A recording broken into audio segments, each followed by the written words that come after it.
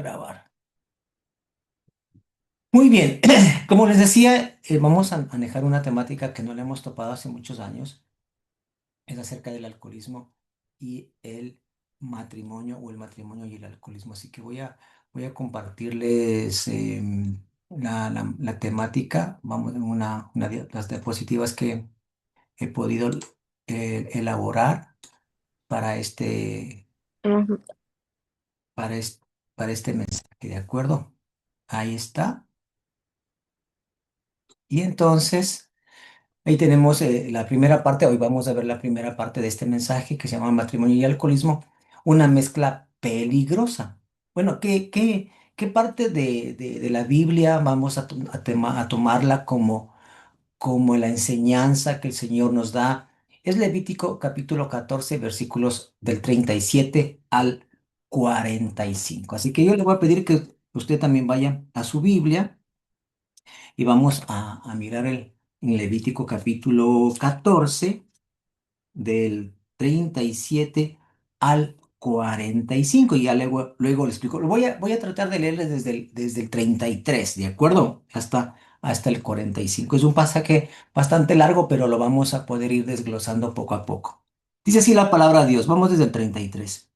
Habló también Jehová a Moisés y a Aarón diciendo, cuando hayáis entrado en la tierra de Canaán, la cual yo os doy en posesión, si pusiere yo plaga de lepra en alguna casa de la tierra de vuestra posesión, vendrá aquel vendrá aquel de quien fuere la casa y dará aviso al sacerdote, diciendo, algo como plaga ha aparecido en mi casa. Entonces el sacerdote mandará desocupar la casa antes que entre a mirar la plaga, para que no sea contaminado todo lo que estuviere en la casa. Y después el sacerdote entrará a examinarla y examinará la plaga y si se vieren manchas en las paredes de la casa, manchas verdosas o rojizas, las cuales parecerían más profundas que la superficie de la pared, el sacerdote saldrá de la casa a la puerta de ella y cerrará la casa por 7 días. Y al séptimo día volverá el sacerdote y la examinará, y si la plaga se hubiera extendido en las paredes de la casa, entonces mandará el sacerdote y arrancarán las piedras en que estuviere la plaga y las echarán fuera de la ciudad en lugar inmundo. Y hará raspar la casa por dentro alrededor, y derramarán fuera de la ciudad en lugar inmundo el barro que rasparen y tomarán otras piedras y las pondrán en lugar de las piedras quitadas y tomarán otro barro y recubrirán la casa. Versículo 43. Y si la plaga volviere a brotar en aquella casa después que hizo arrancar las piedras y raspar la casa, y después que fueren recubierta, entonces el sacerdote entrará y la examinará, y si pareciere haberse extendido la plaga en la casa, es lepra maligna en la casa, inmunda es, derribará por tanto tal casa, sus piedras, sus maderos y toda la mezcla de la casa, y sacarán todo fuera de la ciudad en lugar inmundo. Esta es la porción bíblica que estamos tomando para la enseñanza de esta temática del alcoholismo, ¿verdad? ¿Y qué es lo que nos está aquí diciendo la palabra de Dios? Mire, esta plaga que nos habla aquí, lo que nos da en la enseñanza dice que esta plaga era como un moho, ya en el Antiguo Testamento lo ponen el nombre de lepra. Es algo que todo lo que tenía que ver con este tipo de cosas, de manchas en la piel o en las casas, o este tipo de lepra en la piel, o este tipo de lepra en las casas, tenía que ver no tanto con un aspecto, em, ¿qué le digo?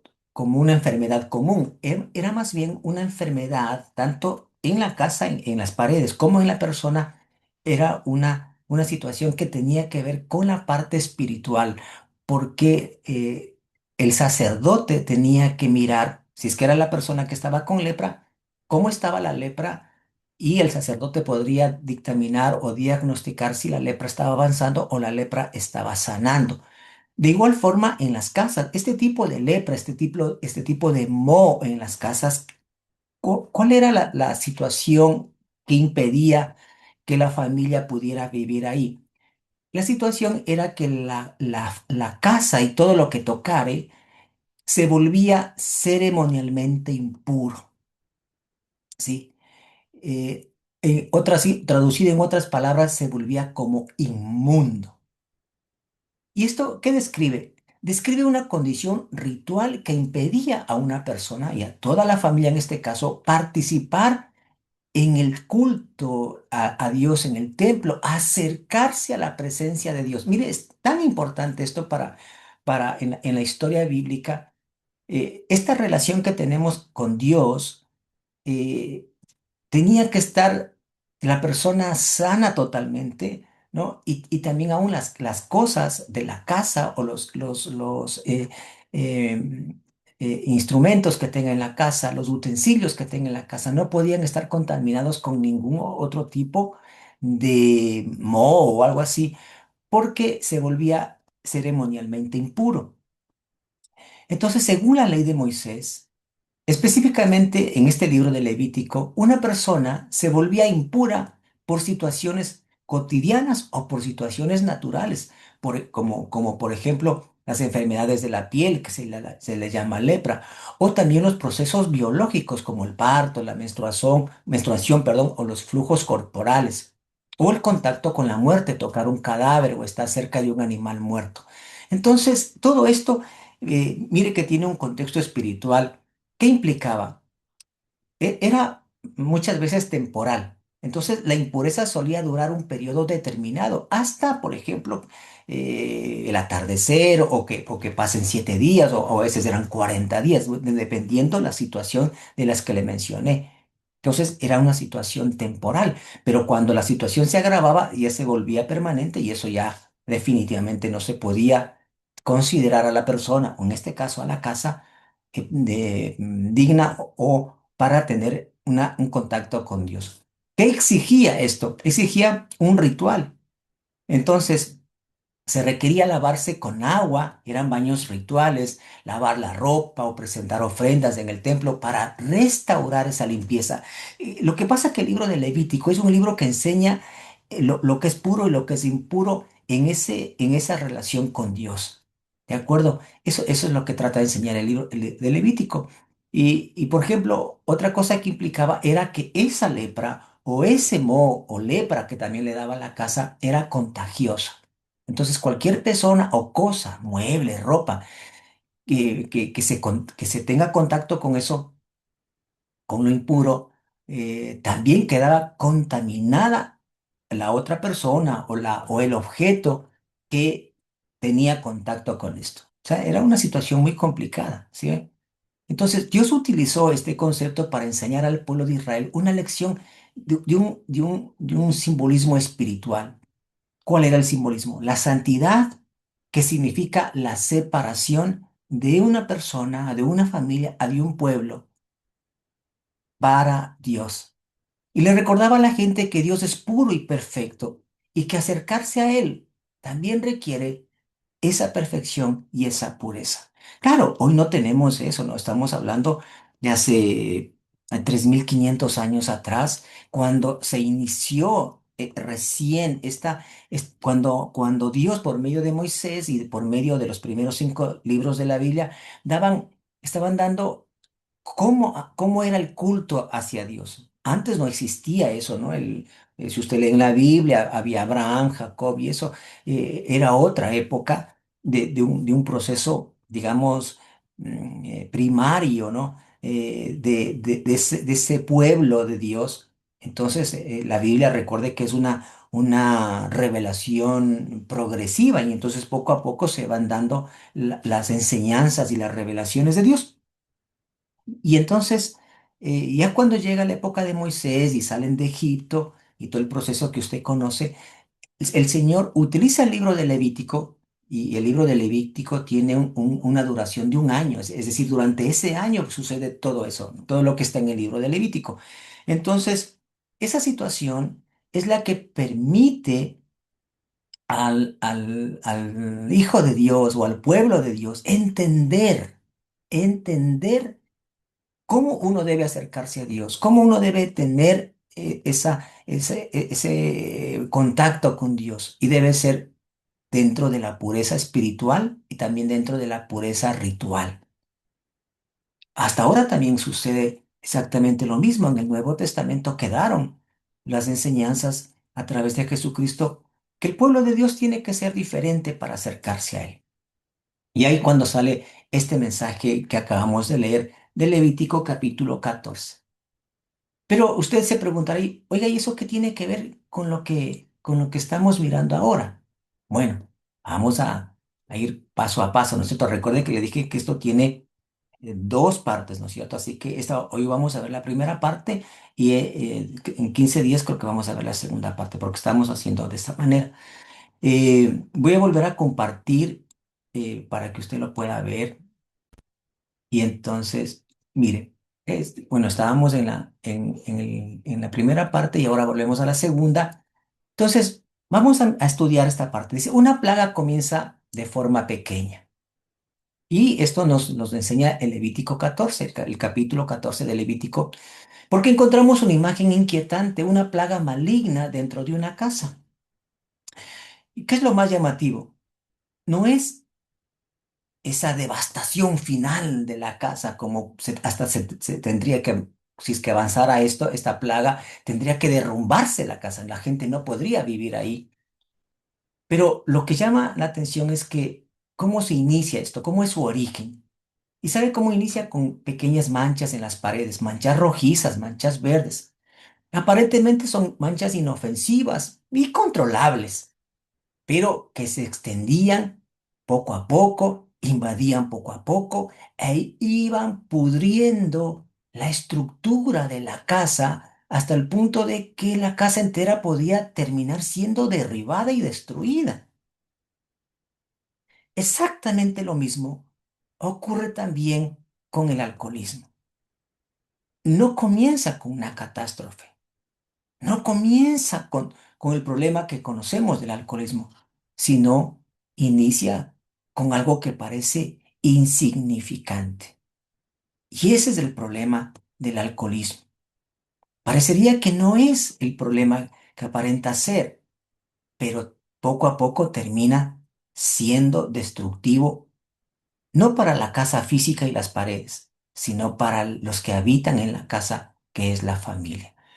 Entonces, ¿cómo empieza esta mancha? Empieza con, digamos, esta plaga en la casa, en las paredes, empieza con manchas pequeñas. Y así empieza el alcoholismo, las mentiras pequeñas, las mentiras del comienzo. Entonces, nadie empieza a beber pensando que va a destruir toda su familia. No, nadie empieza pensando en eso jamás. El alcoholismo siempre comienza con frases que suenan razonables, controladas, pero que son peligrosas. Por ejemplo, solo es una cerveza, por favor. No molestes, una cervecita nada más. Una copa al año no hace daño, hay un dicho, ¿no? Una copa al año no hace daño, una copa no hace daño a nadie. Otra, solo tomo en reuniones. Oiga, no me moleste. Sí, se me pasan las copitas, pero solamente son en reuniones. Esto es un contexto social porque hay que hacer amistades, hay que hacer negocios y hay que tomar. Así se hacen grandes negocios. No, no, no es un hábito que tenga. Esta es otra mentira. Otra mentira es, oiga, solo los fines de semana, ¿acaso que estoy tomando todos los días? Solo son fines de semana. Yo tengo el control de esto, no, no, no. Por favor, ¿por qué se preocupan tanto? ¿Por qué me critican? U otra mentira es, yo lo controlo. No sé por qué hacen tanto problema, no sé por qué hacen tanto alarde. Yo controlo esto, puedo dejarlo cuando quiera y puedo tomar cuando yo quiera. ¿Por qué? ¿Por qué tanto problema me hacen? Dice la persona, ¿no? Empieza con esas pequeñas mentiras. Así como la lepra que leímos en Levítico 14 este moho, esta lepra en la casa. Cada una de estas frases es solo una pequeña mancha en la pared, pero la plaga no espera para que usted le dé el permiso para avanzar. La plaga va avanzando sin que la persona le dé permiso, hablando de la casa. Y exactamente lo mismo es con el alcoholismo, con el el alcohol dentro de la familia, dentro del matrimonio. Va avanzando sin que usted se dé cuenta, ¿no es cierto? Entonces, déjeme ponerle aquí para que pueda leer. Del principio al derrumbe, dice, está acá. ¿Qué quiere decir esto? El camino del alcoholismo sigue un patrón silencioso, pero no por ser silencioso deja de ser destructivo.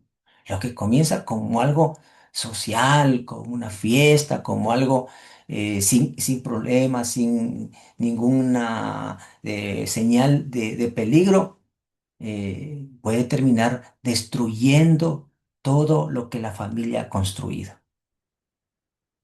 Ese es el gran problema. ¿Sí? Entonces, el primer contacto es una copa, la parte social, solo es una, ¿no es cierto? El alcohólico no empieza bebiendo una java de cerveza o 12 cervezas o 24 cervezas o 10 botellas de vino o de whisky o de lo que sea, o de ron, lo que sea, ¿no es cierto? Empieza bebiendo una copa. Ese es el inicio, el primer contacto. Y luego se va haciendo un hábito. Entonces ya, bueno, los amigos, la familia, va a ser el domingo, va a ser el fin de semana, va a ser el viernes, así, va siendo un hábito que se va dando semana tras semana, se va formando un hábito. Y luego de un tiempo, depende de la persona, pierde el control. ¿Por qué? Porque ya vienen los conflictos familiares, ¿no? Ya vienen las peleas con la esposa, con el esposo, ya viene la pelea con los hijos, ya viene la pelea con los hermanos, ya viene la pelea con la familia, porque la persona que está embriagada ya está borracha, entonces ya no tiene conciencia de sus sentidos, habla más, dice otras cosas. Eh, Cierren los micrófonos, por favor. Gracias. Entonces, eh, ya se va perdiendo el control y comienzan los daños económicos también para la persona que está haciendo el hábito de beber. Entonces ya el dinero no le alcanza para la familia porque ya se va gastando más allá de lo que debe gastar. Y por lo general, la persona que está así se vuelve más generosa con el dinero, ¿no? No importa, otra botella más, otras cervezas más, no importa, no es mucho. Y entonces van adquiriendo ese hábito y se va descontrolando. Y luego viene la destrucción total. Se rompe el matrimonio y permanece esa esclavitud al alcohol. Entonces, mire qué terrible que es esto. Y el Señor nos quiere enseñar respecto a esto. Porque, como bien nos mencionaba el libro de Levítico, es una manchita, son dos manchitas, no importa, y luego va a estar comiendo toda la casa y hay que destruir la casa porque se contamina todo, porque va destruyendo lo que toca. Si hablamos de esto de una plaga eh, en la casa o la lepra en la persona, exactamente lo mismo es el alcoholismo dentro del matrimonio, ¿no? Eh, a veces puede parecer un matrimonio muy sólido, muy resistente, pero la plaga la va carcomiendo desde adentro y la va debilitando. Y ese matrimonio y esa familia que parecía tan linda, tan sólida, tan feliz, un matrimonio tan bueno, termina totalmente destruida por dentro. Se la destruyó porque se comenzó a hacer un hábito, porque no se dio cuenta que había un enemigo, una plaga que iba carcomiendo los cimientos del amor, de la confianza, de la estabilidad, del respeto, y termina destruyéndose todo. Entonces, no podemos nosotros permitirnos que suceda esto. Vamos a ver las estadísticas, vamos a ver la realidad primeramente en Uruguay.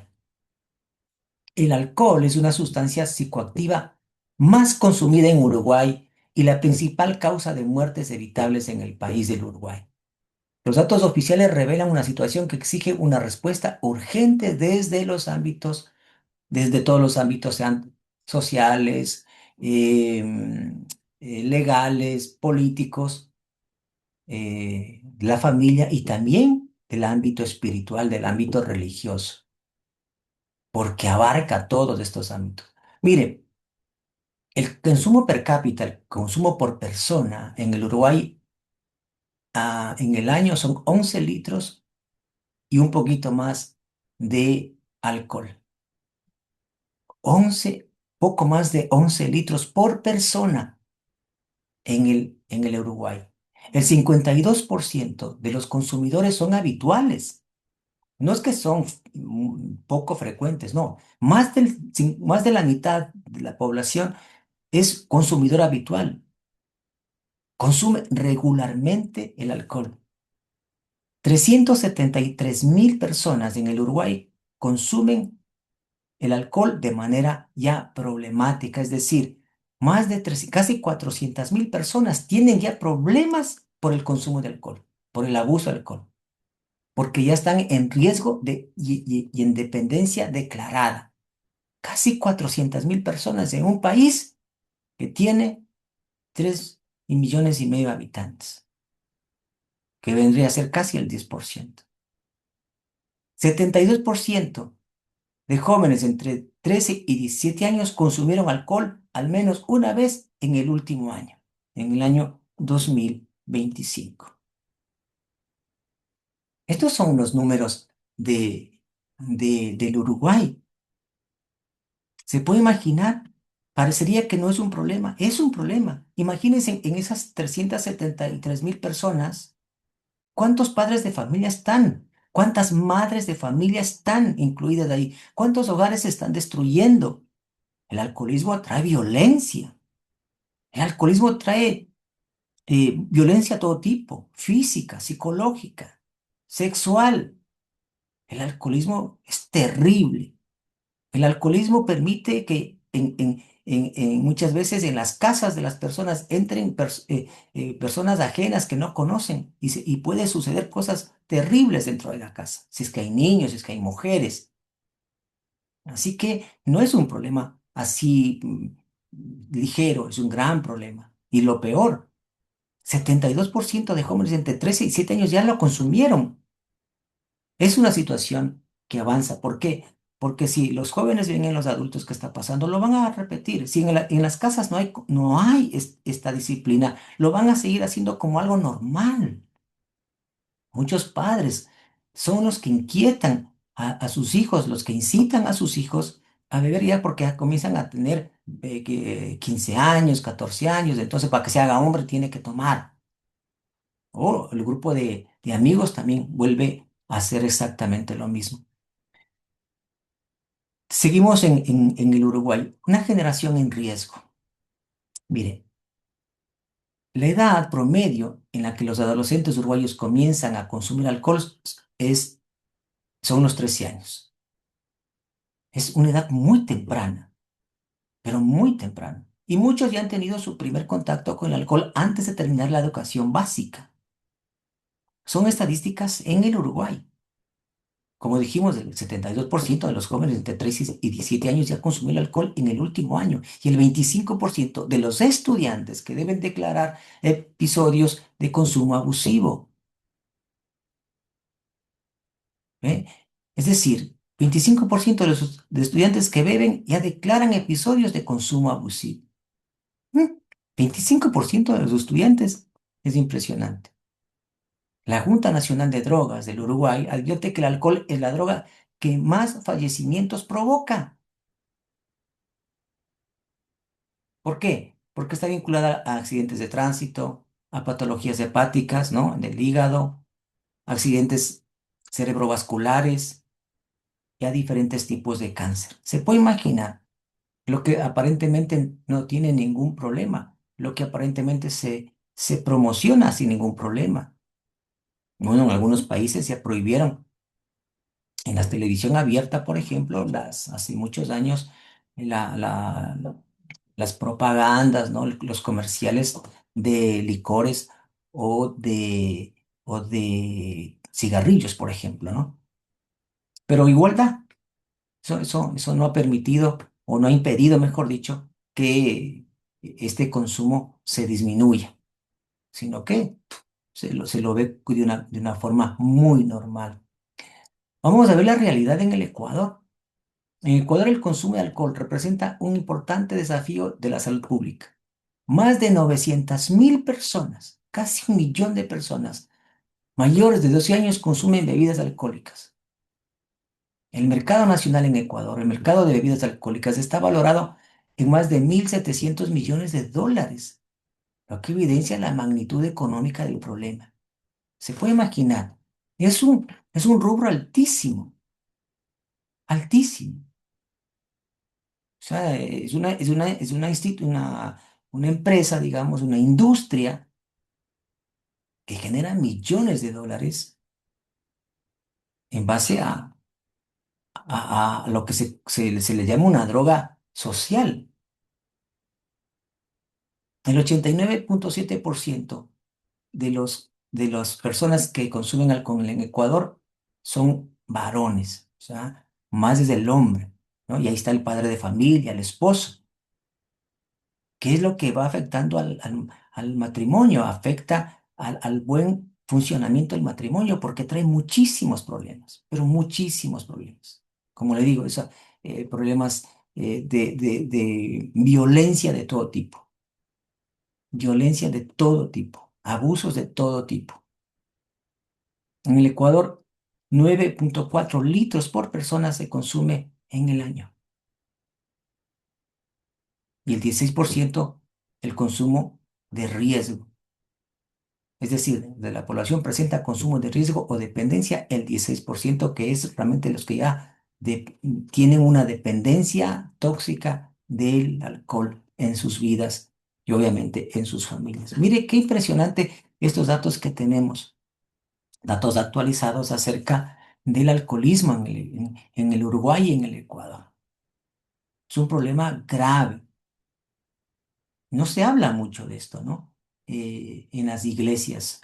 No se habla mucho de esto, no se enseña mucho de esto en las iglesias. Y los padres de familia tienen que estar pendientes de sus hijos, ¿no? De saber que dependiendo la enseñanza que les den, los parámetros que les den, las alertas que les den, ellos no deben consumir, porque ya los hijos adolescentes van siendo invitados a fiestas y cada vez que van creciendo, pues ya van introduciendo en las fiestas drogas, licor, y todo lo que sea.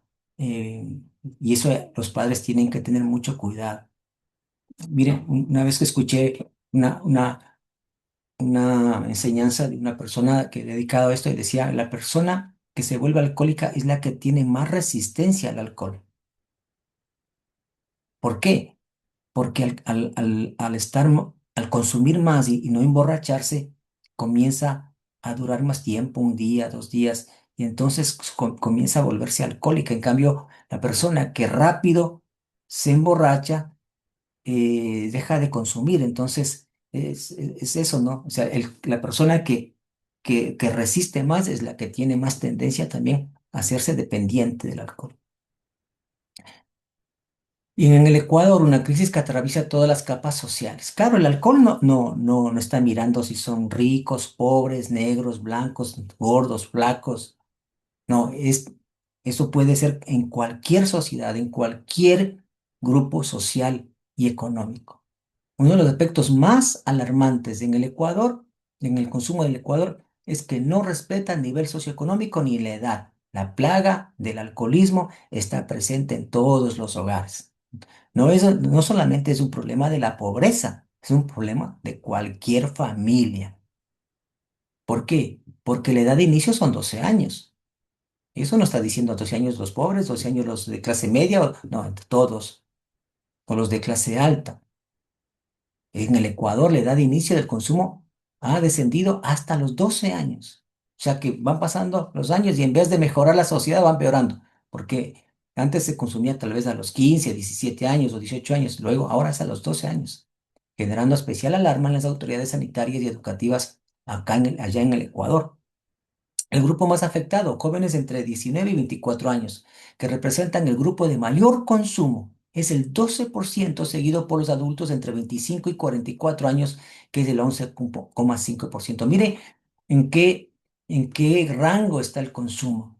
Entonces podemos ver, bueno, 19, 24 años son jóvenes que están en la universidad, están en el estudio universitario, muchos de ellos tal vez ya están formando un hogar, pero de 25 a 44 seguro ya han formado un hogar y entonces se está destruyendo un matrimonio. El impacto económico familiar es terrible.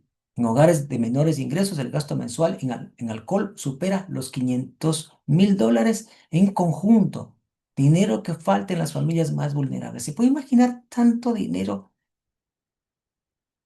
botado en el consumo de alcohol? Y eso vuelve a las familias pobres más pobres.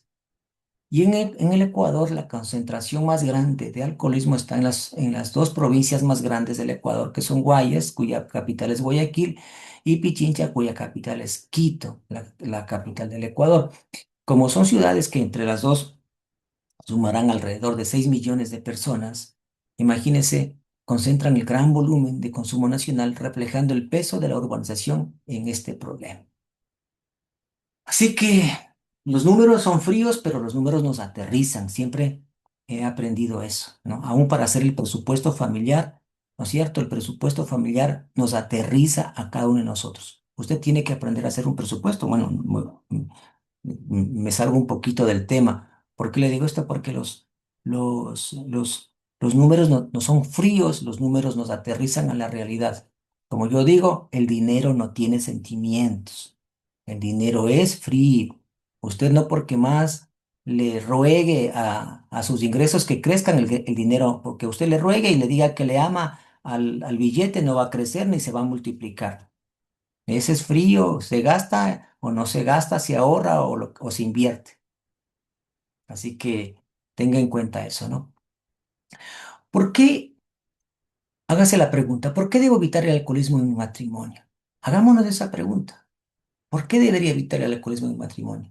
Ante toda esta evidencia estadística, la pregunta cobra una urgencia personal y espiritual. No se trata solo del problema social, se trata de tu hogar, de tu cónyuge, de tus hijos. De eso se trata. Porque destruye la intimidad entre esposo y esposa. El alcoholismo levanta muros de desconfianza, muros de silencio, muros de dolor entre los dos cónyuges. Va destruyendo el amor y la comunicación, que es lo que sostiene al matrimonio.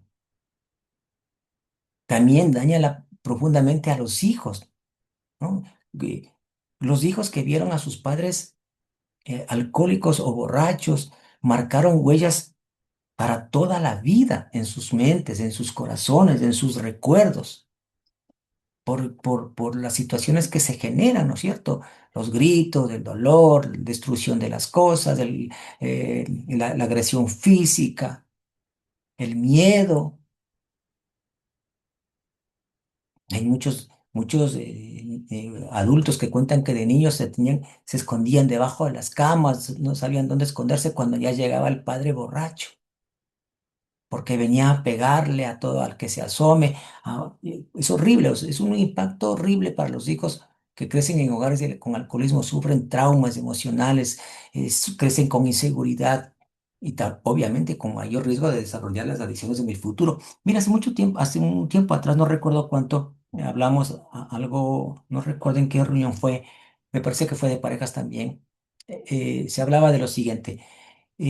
Muchas mujeres salieron de hogares de padres alcohólicos, huyendo, jovencitas, ¿no? Huyendo de ese padre alcohólico que maltrata, que pega, que grita, ¿no? Pero se graba en el inconsciente de la chica que huye de ese hogar, esa imagen del padre borracho, y ella no se da cuenta y va buscando, ¿sabe qué? Hombres borrachos y termina juntándose con hombres alcohólicos. Y uno dice, ¿cómo una mujer que huye de un padre alcohólico termina cayendo en una relación con un hombre alcohólico? Porque dejan huellas en el subconsciente de la persona, ¿no? Y la única imagen que tienen paterna es de un padre alcohólico y muchas veces la mujer, o en la mayoría de los casos la mujer también está buscando un padre, ¿no es cierto? Que le dé resguardo y le dé seguridad. Otra cosa que el alcoholismo arruina la economía familiar, eso obviamente, ¿no? Los recursos destinados al alcohol eran para comprar los alimentos, el arriendo, la educación, todo lo que genera necesita la familia y se va como un saco roto y generando una espiral de escasez y de conflicto en la familia. Y finalmente convierte a la persona en un esclavo. La dependencia de la persona al alcohol no le pide permiso. Lo que comenzó con una decisión libre termina siendo una cadena que controla horarios, relaciones y prioridades de toda la familia. Entonces, ya se sale para consumir, se sale de la oficina, ya no va a la casa, se va a consumir y todo quiere arreglarlo con tomar, con beber, ¿no? Es el escape. Entonces ya no es, ya antes se decía, bueno, yo decido cuándo tomo y cuándo deja de tomar. Esto es solamente los fines de semana, es solamente en las reuniones sociales. Y después termina esclavizado a ese, como dice la palabra de Dios, ¿no es cierto? El que hace pecado es esclavo del pecado. No es que la persona es libre de pecar, se vuelve esclavo del pecado. Lo dice la palabra de Dios. Entonces, una llamada a la acción. La plaga del alcoholismo, como vimos, parecida a la plaga del Levítico, comienza pequeña, pero puede ser detenida. Sí puede ser detenida si lo hacemos a tiempo. Nosotros como iglesia tenemos el privilegio y la responsabilidad de ofrecer a las familias herramientas de prevención, comunidad de apoyo y la esperanza transformadora del Evangelio. Recuerde que es Evangelio el mensaje que transforma de manera integral la vida de la persona. Ese es el mensaje del Evangelio que vino Jesucristo a darnos ese mensaje. Un mensaje que transforma vidas. Un mensaje que a lo viejo eh, lo deja atrás y lo vuelve una persona nueva. Un mensaje en el cual Jesucristo nos dice que ha venido a buscar lo que se ha perdido. Un mensaje que restaura, que renueva, un mensaje que salva el alma del ser humano y transforma vidas. Nosotros como iglesia tenemos esa responsabilidad de darle el mensaje para que la persona y la familia se vea acogida y se vea resguardada y tenga el salvavidas para salir adelante porque muchas personas no saben a dónde recurrir. Y si recurren tal vez sean costosos, lo primero que pueden ser una clínica, no sé, o alcohólicos anónimos, que también es importante y ayuda mucho. Y es necesario que toda la familia se involucre, no solamente el alcohólico, sino toda la familia. Entonces, prevenir, educar a los jóvenes y a los matrimonios antes de que la plaga entre a la casa. Entonces, la información salva vidas y salva familias y salvará su matrimonio. Segundo, reconocer. ¿Qué hay que reconocer? Hay que identificar las señales tempranas. No hay que minimizarlas. No, no, pero él es, de repente va, sí se queda, pero bueno, sí bien. No, no, no minimice, no diga que esto no importa, que es pequeño el problema. Una mancha pequeña en la pared merece también atención inmediata. Una pequeña situación de estas en la vida del matrimonio merece atención inmediata. Cortar de raíz lo más pronto posible. Acompañar también, caminar junto a las familias. Nosotros como iglesia lo podemos hacer también, ¿no? Y también con la ayuda de ciertas instituciones que sí lo hacen de manera muy eficiente, ¿no? Y hay que acompañar también a las familias, como le dije hace un rato, no solamente es el alcohólico, sino también es a la familia completa para que el mensaje del Evangelio llegue al alcohólico, llegue a la familia a través de su gracia, sin señalamientos, ¿no? Pero sí presentándole el problema cuál es, sí presentándole el pecado cuál es, para que esa familia tenga el apoyo y pueda salir adelante a través de la restauración. A veces son procesos cortos, a veces son procesos más largos. Eso depende de cada persona. Y restaurar, creer que ninguna casa, por más dañada que esté, está más allá de la gracia restauradora de Dios. Ningún matrimonio, por más problemas que hayan tenido, por grave problema que tenga de alcoholismo, por más duro que sea, no está lejos de la gracia restauradora de Dios cuando la persona se acerca y reconoce, cuando la persona se arrepiente y entra en un proceso de dependencia de Dios, ya no del alcohol. Jeremías 29:11 nos dice así la palabra de Dios, ¿cierto? Porque yo sé los planes que tengo acerca de vosotros, dice la palabra de Dios, planes de bienestar y no de calamidad, para daros un futuro y para daros una esperanza. Eso nos dice a nosotros la Biblia, ¿cierto? El Señor Jesucristo también nos dijo, Él ha venido a buscar lo que se ha perdido. Muchos hogares, muchos hombres y muchas mujeres han caído en, en las garras del alcohol. Pero Jesucristo vino justamente a darnos esa esperanza de salvación, esa esperanza de recuperar lo que está totalmente perdido, lo que para el hombre ya no tiene remedio, dice, se ha perdido en el alcohol. Jesucristo vino justamente a buscar lo que se ha perdido. Y esta es nuestra gran esperanza y confianza.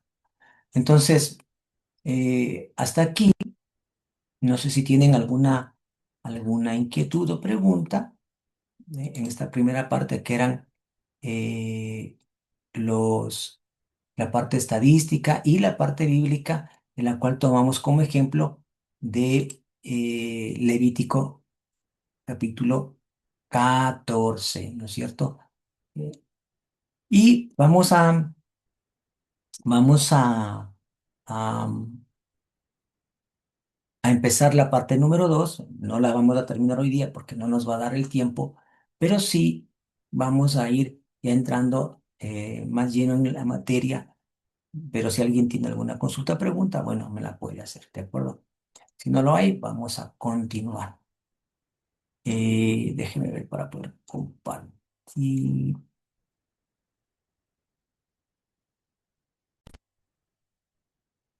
Miren, vamos a la parte 2 que vamos a dejarla iniciada. ¿Por qué debo evitar el alcoholismo en mi matrimonio? Es la pregunta. ¿Por qué debo evitar el alcoholismo en mi familia? Con base en la palabra de Dios, tenemos que adentrarnos, explorar razones poderosas que el Señor nos da en este camino a la libertad de una esclavitud que es el alcoholismo. Como usted sabe, yo tuve algunos años en esta esclavitud, la conozco porque fui esclavo del alcohol por varios años, ¿no? Hasta que llegó el Señor a mi vida y fue que rompió las cadenas en mi vida el alcohol. ¿Y cómo empezó? Empezó en el grupo de amigos del barrio. Eh, bueno, antes dependiendo del barrio, se acostumbraba mucho a salir, no, no había internet, no había smartphone, no había teléfono, solamente había televisión y radio. Entonces, eh, lo que se acostumbraba era a salir, a estar con los amigos del barrio, entonces se salía a los amigos del barrio, se reía, conversábamos horas de horas, y entonces llegaba, por ejemplo, el día viernes, el día viernes ya no había que ir a trabajar el sábado, entonces por ahí sacaban una guitarra y bueno, quedémonos de así. Empezó como algo por estar con los amigos, ¿no? Entonces yo nunca llegaba tarde a mi casa, por ejemplo. Yo nunca llegaba tarde y comencé a llegar tarde, a llegar tarde, a llegar tarde. Pero ya no solamente a llegar tarde, sino a llegar borracho, tarde en la madrugada. Y eso fue empeorando, empeorando, empeorando con los años. Una esclavitud que solo Dios me pudo sacar de esa esclavitud. Entonces la conozco muy de cerca, esa esclavitud. Gracias a Dios nos llegó cuando yo ya entré al matrimonio, ¿no? Porque fue años después que me casé, pero si hubiese sido dentro de un matrimonio, seguramente el matrimonio fracasaba, hubiese tenido divorcios, más de uno siquiera, ¿no? Porque así es el alcohólico, ¿no? El alcohólico se arrepiente 10.000 veces y 10.000 veces vuelve a caer en lo mismo. ¿No? Miente, promete muchas cosas, se victimiza, llora mucho y vuelve a caer. Y es un círculo vicioso horrible, ¿no es cierto? Se ofende, se pelea entre hermanos, se falta respeto a los padres. se peligra con gente de afuera, se sale en la noche y madrugada, manejando muchas veces vehículos, los peligros de los accidentes, es por eso, o sea, es un círculo terrible, es una esclavitud terrible lo del eh, alcoholismo. Entonces, por eso nos preguntamos, ¿por qué debo evitar el alcoholismo en mi matrimonio y, y en mi familia? El alcoholismo me convierte en esclavo. Vamos a leer, por favor, Proverbios capítulo 23, versículo 35. Si alguien lo tiene, me ayuda a buscar, por favor. Proverbios 23, versículo 35. Si alguien lo tiene, ¿no? Bueno, yo lo leo. Dice así la palabra de Dios. 23. 35. A ver, Mari, por favor, gracias. Ya, la palabra de Dios dice, y dirás, no sentí cuando me golpearon, me dieron una paliza y ni cuenta me di, pero cuando me desperté, iré por otro trago, Vea. pero cuando me despierte, iré Ajá. por otro trago. Mira, me gusta. ¿Qué versión es la suya, Mari? NTV. No, la PDT, PDT. Ah, palabra ya. de Dios para Dios para todos. todos. PDT, Bonita, me gustó mucho. sí, Sí. Y cuando despierte, me iré a buscar otro trago. Entonces, por estar borracho, dice el versículo 35, me hirieron, no me dolió. Claro, estaba borracho, estaba anestesiado. Me azotaron, ni lo sentí. Está anestesiado, está en otro mundo. Pero cuando despierte, volveré a buscarlo. Es decir, hay tanto sufrimiento antes de eso. Hay tanto dolor, tanto para el alcohólico como para sus familiares, ¿no? De dolor, como dice acá, me hirieron, me azotaron, las peleas, todo ese mundo horroroso del alcohólico, que parecería que los llantos de la esposa, los llantos de los hijos, son suficientes para volverle a hacer recapacitar. No, después de tanto dolor, vuelve a buscar otro trago, como dice esa versión. Es una enfermedad crónica y es una enfermedad progresiva. La Organización Mundial de la Salud califica el alcoholismo como una enfermedad crónica que se padece a lo largo de mucho tiempo y es progresiva porque avanza y aumenta y aumenta y aumenta. No se conforma con la cantidad de alcohol que se toma, sino que va aumentando, aumentando. Ya no solamente va a ser mire, en Ecuador, le cuento algo, en Ecuador, por el alcoholismo que hay en Ecuador también, la gente toma, no sé cómo le llaman acá en el Uruguay, en Ecuador, al extracto de la caña, ¿cierto? El extracto de la caña y se la fermenta a ese extracto antes de procesarlo, porque también con eso hacen vinos y tanta cosa, ¿no? Rones y eso. Es puro, digamos, ¿no? Ese extracto de la caña le llaman justamente puro, así le llaman en Ecuador. En algunas partes le llaman puro, en otras partes les llaman huanchaca, bueno, así, tienen varios nombres. Es el licor lo más, ¿cómo es la palabra? Lo más básico posible, ¿no es cierto? No está ni procesado mucho. Muchas veces la gente, por costos, por lo que es muy barato, consumía eso. Mire, y mucha gente, por seguir haciendo dinero, mezclaba el alcohol con el alcohol etílico, con el otro alcohol. Y mucha gente murió o quedó ciega para toda la vida por tomar eso, porque ya ni siquiera distinguen qué es lo que están tomando. Y les vendían así. O mucha gente se equivocaba y tomaba eso de la desesperación porque necesitaban tomar algo. Entonces, hay historias, pero de terror con respecto al alcohol. Es una trampa de la esclavitud. Y el texto bíblico que acabamos de leer nos muestra a una persona golpeada, herida por el alcohol, que al despertar lo vuelve a buscar. Eso se llama esclavitud. Pero muchos dicen, yo dejo de beber cuando yo quiera, no me moleste. Pero la pregunta que deberíamos hacerles, entonces, ¿por qué no lo has dejado? Y esa es la pregunta que nos deberíamos hacer nosotros. Entonces es muy problemático. Aguardiente también lo llaman, sí, correcto. Aguardiente, huanchaca, puro. correcto, así, tiene varios nombres, no sé cómo le llamen acá en el Uruguay, pero debe también tener un nombre este licor, que es básico, ¿no es cierto? Que no está industrializado de ninguna forma, es muy precario. El alcohol trae vergüenza y rechazo familiar. Vamos a leer Génesis capítulo 9, versículos del 20 al 23. Vamos a la Biblia, por favor, a Génesis capítulo 9, versículos del 20 al 23. Si alguien lo tiene, lo puede leer. Sí, lo leo, pastor. Gracias. Del 20. Después del diluvio, Noé comenzó a cultivar la tierra y plantó un viñedo. Cierto día bebió del vino que había hecho y se emborrachó, y estaba recostado y desnudo dentro de su carpa. Cam, el padre de Canaán, vio que su padre estaba desnudo y salió a contárselo a sus hermanos. Entonces Sem y Jafet tomaron un manto, se lo pusieron sobre los hombros y entraron de espaldas a la carpa para cubrir a su padre. Mientras lo hacían, miraban para otro lado a fin de no ver a su padre desnudo. Cuando Noé despertó de su estupor, se enteró de lo que había hecho Cam, su hijo menor. Muy bien, gracias. Mire, qué interesante este pasaje bíblico. ¿De qué nos habla? De este hombre, ¿no es cierto?, que habla la Biblia, que era un hombre justo, que por eso el Señor lo escoge a él, a su esposa, a sus tres hijos y a sus tres nueras para ser salvados de un diluvio universal. Esta era la familia que iba a repoblar la tierra y de ahí se fue repoblando la tierra.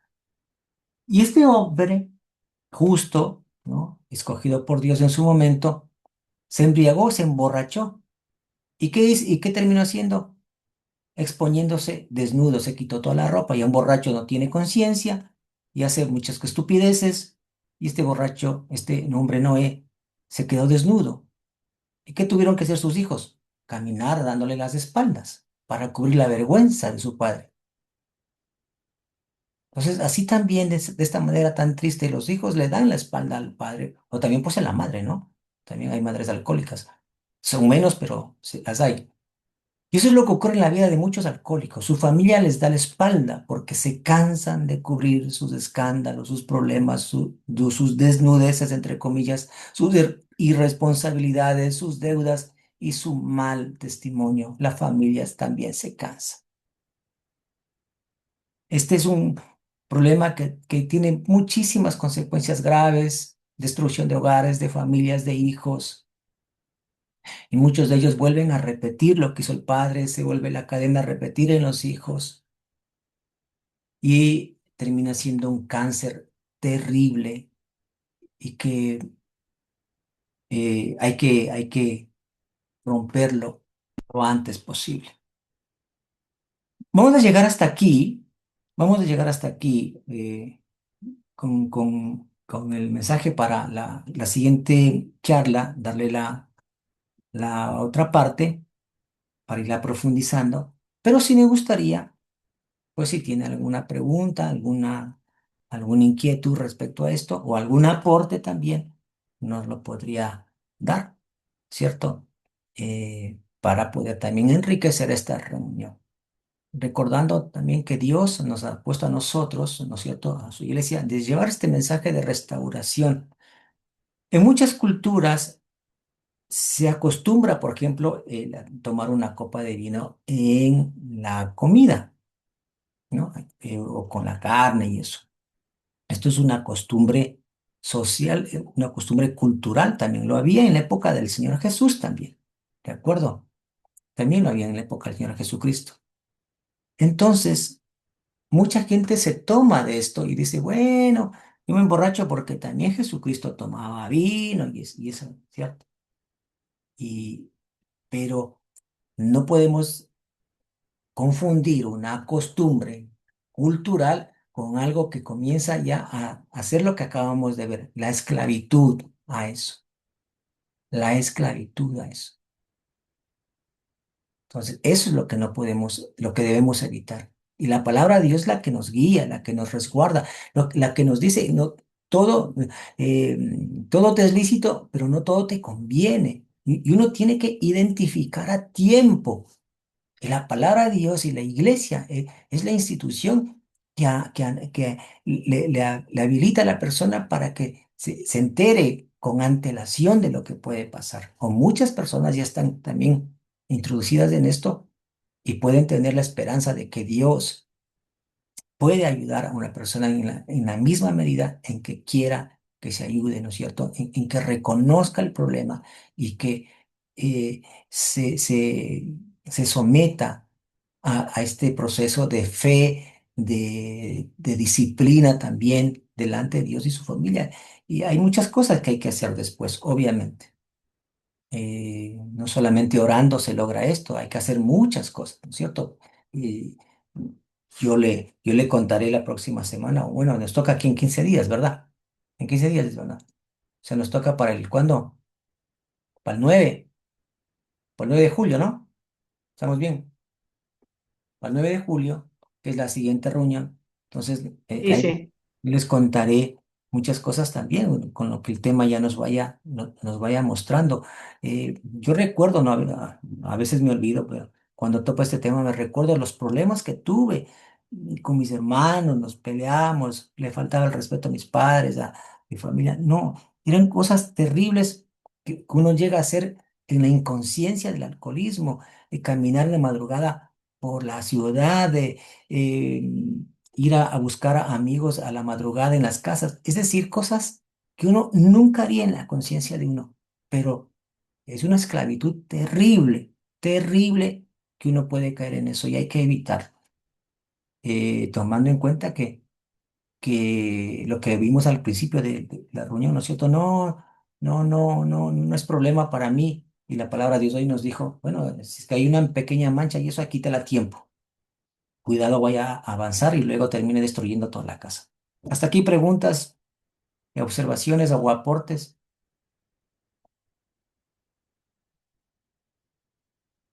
¿Alguna pregunta, observación o aporte? Tal vez han tenido en sus familias este tipo de situaciones, en sus casas, tal vez lo han podido vivir. ¿Ustedes en algún momento lo pudieron vivir? Perdón, líder. Buenas noches. Yo Mm. tengo un amigo que sí, que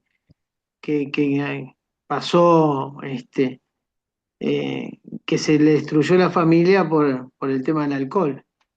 Y increíblemente se auto, ¿cómo decirlo? Se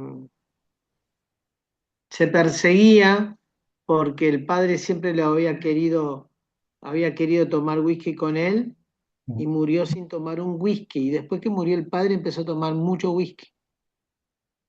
Y No. ahí se vino su vida y la vida de su familia se vino a pique y bueno, está separada. Ya, ahí está. Gracias, Hugo, por contarnos ese testimonio de un amigo que lo pudo verificar, ¿no es cierto? Cómo se destruye el. Mire, lo que dice, nunca vivió con el padre, pero se fue el padre y arrancó todo, como que se despertó algo, tal vez que habría en el corazón y en la conciencia de esa persona y termina imitando lo que dijimos hace un momento, imitando aquello que tal vez reclamaba al padre que lo hacía. Y eso hay que tener en cuenta, ¿no es cierto? La, la, cómo afecta esto en el subconsciente del ser humano y terminamos haciendo lo que odiábamos que hacían nuestros padres, por ejemplo, ¿no?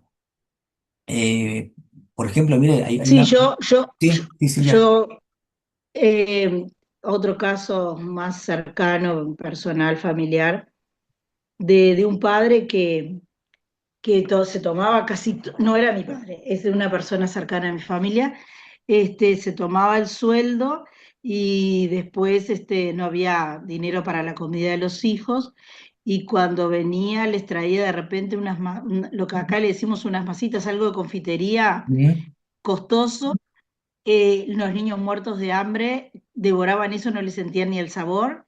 Y cuando la esposa le decía que había estado mal, que había pasado los niños hambre, la golpeaba la madre y ellos lo tenían presente, que ellos, el hambre que pasaban, esa comida ilógica, porque él volvía borracho y los golpes a la madre. Y de ellos, dos de esos hijos después también padecieron alcoholismo cuando crecieron.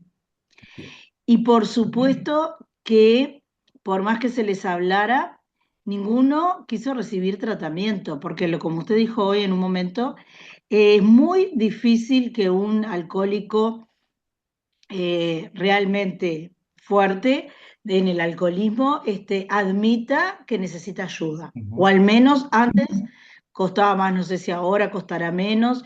No se hablaba tanto hace unos años atrás de lo que es Ujú. Alcohólicos Anónimos, ahora como que todo se habla más. Pero era como decir, bueno, pero tenés que ir a un especialista, necesitas ayuda.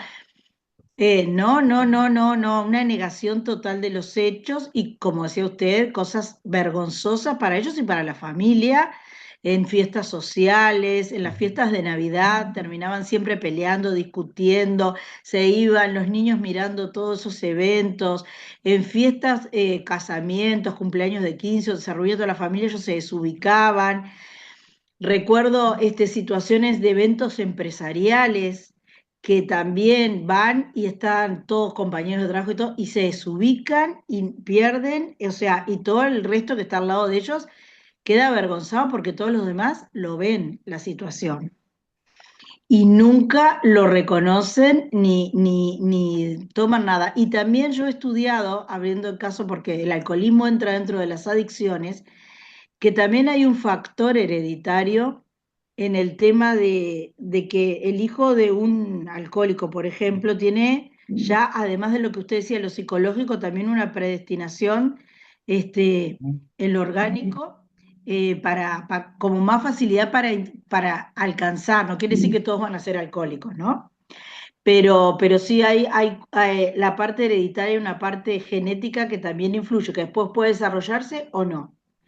Pero lo que socialmente sufre la familia de entorno y la secuela que queda en los hogares es un flagelo que golpea no solo a la persona, a la pareja, sino al entorno familiar y laboral, porque también a veces van en condiciones alcoholizados o, como le decía yo, en eventos sociales queda al descubierto ese flagelo, y bueno, eso me tocó verlo bien de cerca.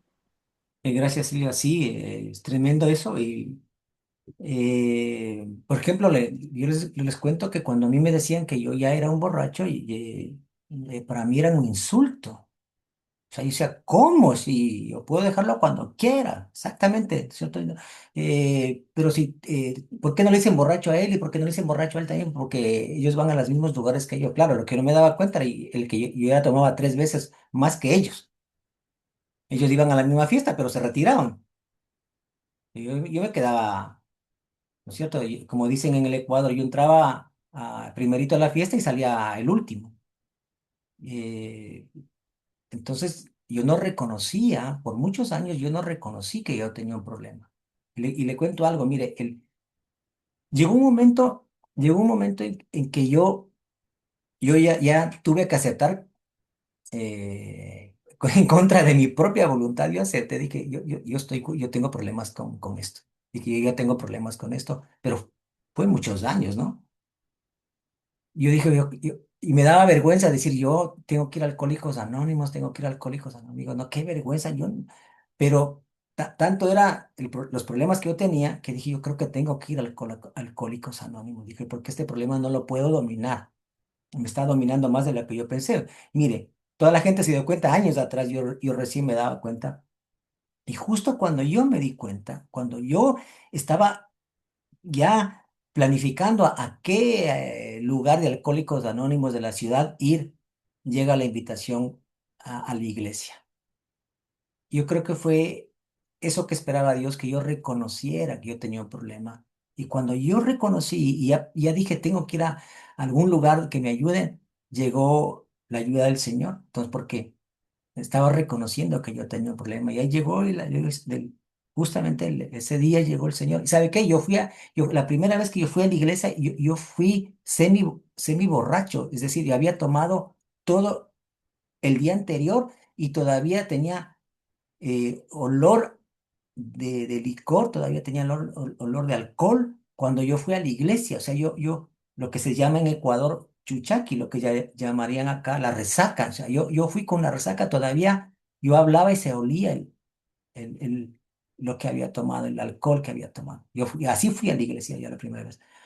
Y ahí fue cuando el Señor me rescata y me salva, ¿no? De ahí, hasta ahí terminó. Entonces, mire qué interesante cómo el Señor, bien dice en su palabra, viene a rescatar lo que se había perdido. Y yo estaba perdida en eso y por eso puedo hablar con autoridad acerca de esto. Hasta aquí vamos a llegar. En la siguiente semana, la fecha que les dije, ¿cuál era? Ya me olvidé. 9, 9. El 9 de julio vamos a seguir con la Sí, segunda 9. parte. Así que si usted tiene gente que necesita escuchar este mensaje, eh, invítele a la reunión. Y estamos grabando este mensaje por si acaso usted lo necesite, alguien, lo vamos a dejar grabado y se lo podemos pasar el link para que también lo pueda ver usted también si así lo necesita. Así que vamos a despedir este tiempo de oración. No sé si Silvia me ayudas despidiendo este tiempo, por favor. Te damos gracias, Señor, porque tú eres un Dios fiel y bueno, un Padre amoroso, como nos contaba recién el pastor, cómo lo rescataste a él en esa situación de necesidad. Gracias, Señor, porque a muchos nos has rescatado de situaciones familiares y has rescatado vidas de muchos de ese tipo de situaciones en el contexto de la familia. Y hoy sigues hablando fuerte y claro a través de tu palabra y de estos temas, porque como él bien decía, podemos tener en nuestro entorno amigos, familiares, conocidos que también necesitan.